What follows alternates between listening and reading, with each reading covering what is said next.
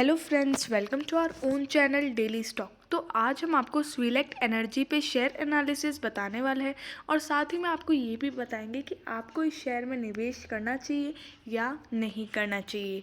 आगे बढ़ने से पहले अगर आपने हमारे चैनल को सब्सक्राइब नहीं किया हो तो आप हमारे चैनल को सब्सक्राइब ज़रूर कर दीजिएगा, साथ ही में हिट द बेल आइकन। तो लेट्स बिगिन। सबसे पहले अपन बात करते हैं स्विलेक्ट एनर्जी सिस्टम के बारे में कि कंपनी काम क्या करती है। तो ये बेसिकली मैन्युफैक्चर करती है सोलर पावर प्रोजेक्ट्स, जो अभी बहुत ज़्यादा चल भी रहा है।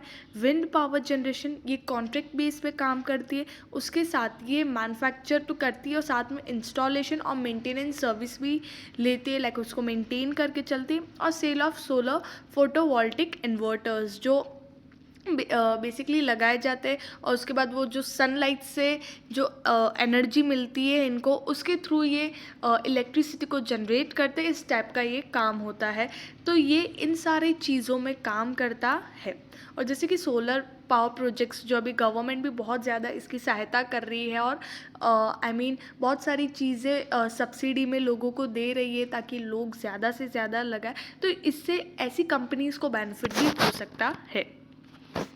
कंपनी डेटा की बात करें तो मार्केट कैप है 351.83 करोड़। तो ये एक स्मॉल कैप कंपनी है जिसका इंडस्ट्री का पी है 77.76 और कंपनी का पे है 59.82। हालांकि ये इंडस्ट्री के पी से कम प्राइस पे मिल रहा है, बट फिर भी इसका जो पी है, प्राइस टू अर्निंग रेशियो, वो ज़्यादा है।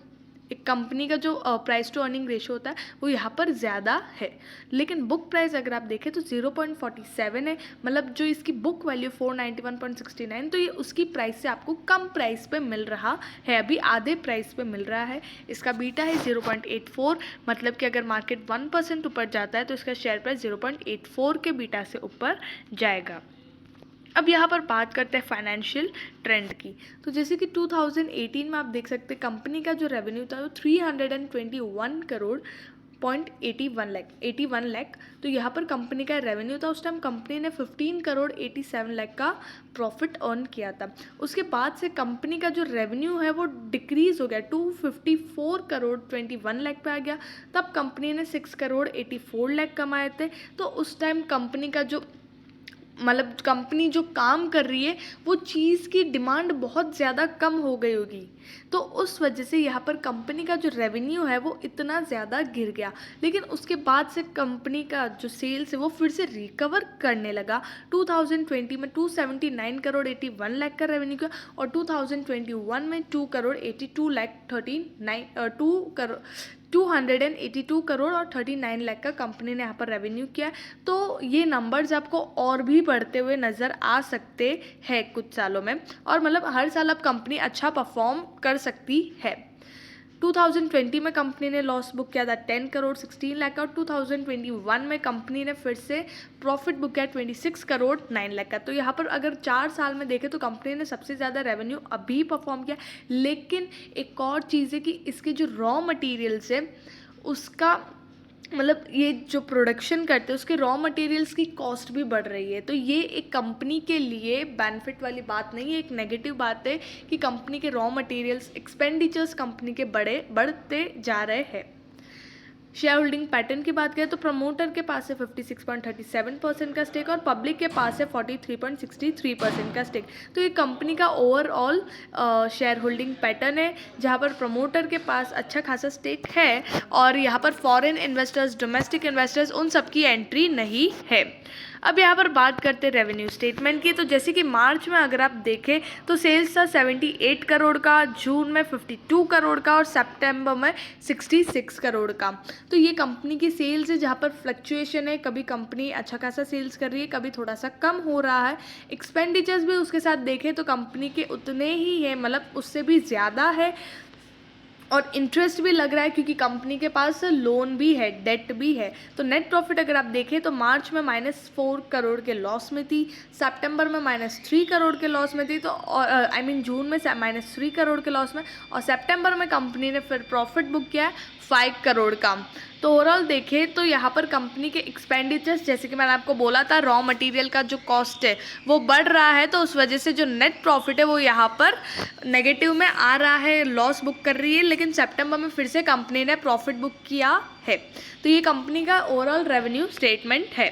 अब यहाँ पर बात करते हैं रिटर्न रेशोज़ की। तो रिटर्न ऑन इक्विटी अगर आप देखें तो 2019 में 0.94 था, तो वो रिकवर करके मार्च 2021 में 3.52% का रिटर्न दिया। रिटर्न ऑन इक्विटी मीन्स जो शेयर होल्डर्स जो है वो जो पैसा लगाते हैं कंपनी पे, उस पैसों से कंपनी कैसा काम करती है और रिटर्न देती है। आरओसी की बात करें, रिटर्न ऑन कैपिटल एम्प्लॉयड, तो 3.33% से 5.72%, तो ये इंक्रीज़ हो रहा है, ये भी एक अच्छी बात है। और 0.68% से जो रिटर्न ऑन एसेट्स है वो 2.18% पे आ गया। तो कंपनी के जो रिटर्न रेशोज़ है वो अभी इंक्रीजिंग, लाइक कंपनी अभी ग्रोथ में है और कंपनी बढ़ रही है, अभी कंपनी का काम भी बढ़ रहा है। और यहाँ पर रिटर्न जो है कंपनीज़ के, अगर काम कंपनी का रेवेन्यू और प्रॉफिट बढ़ता है तो कंपनी के रिटर्न्स भी अपने आप बढ़ते हैं, तो वो भी बढ़ते हुए नज़र आ रहे हैं। तो ये एक पॉजिटिव चीज़ है। लेवरेज की बात करें तो हाल फिलहाल कंपनी का जो डेट है वो हर साल बढ़ रहा है। अभी 0.46 का कंपनी के पास डेट है, मतलब कंपनी के पास कुछ 350 करोड़ का डेट है। तो पर ये इतना ज़्यादा भी डेट नहीं है। कंपनी का डेट टू इक्विटी ठीक है, लाइक थोड़ा बहुत डेट, बहुत सारा मतलब ऑलमोस्ट कंपनीज के पास होता है, तो ये इतना डेट होना कोई बड़ा इशू नहीं है। और इंटरेस्ट कवरेज रेशियो अगर आप देखें तो 1.66 से 2.94 हो गया, लाइक इंटरेस्ट पे करने की कैपेबिलिटी भी कंपनी की बढ़ रही है, तो यहाँ पर ये भी एक अच्छी चीज़ है। तो फंडामेंटली अगर देखें तो कंपनी अभी ग्रो कर रही है और कंपनी अच्छा परफॉर्म कर रही है। मार्केट प्राइस देखेंगे तो 5 ईयर हाई है 439.20, करंटली 232.10 पे ट्रेड कर रहा है। 3.31% डाउन था, फ्राइडे को 7.95 रुपीज़ डाउन था। तो इतना डाउन नॉर्मल है, लाइक बहुत सारी क्योंकि फ्राइडे को पूरा मार्केट डाउन था, कोई बड़ा इशू नहीं है। लेकिन ये शेयर आपको लॉन्ग टर्म में अच्छा खासा प्रॉफिट दे सकता है, तो लॉन्ग टर्म के लिए आप इस शेयर में निवेश कर सकते हैं। और ऑलरेडी आपके पास ये शेयर है तो आप अपने पास इस शेयर को रहने दीजिए, आपको अच्छा खासा ये मुनाफा करके देगा।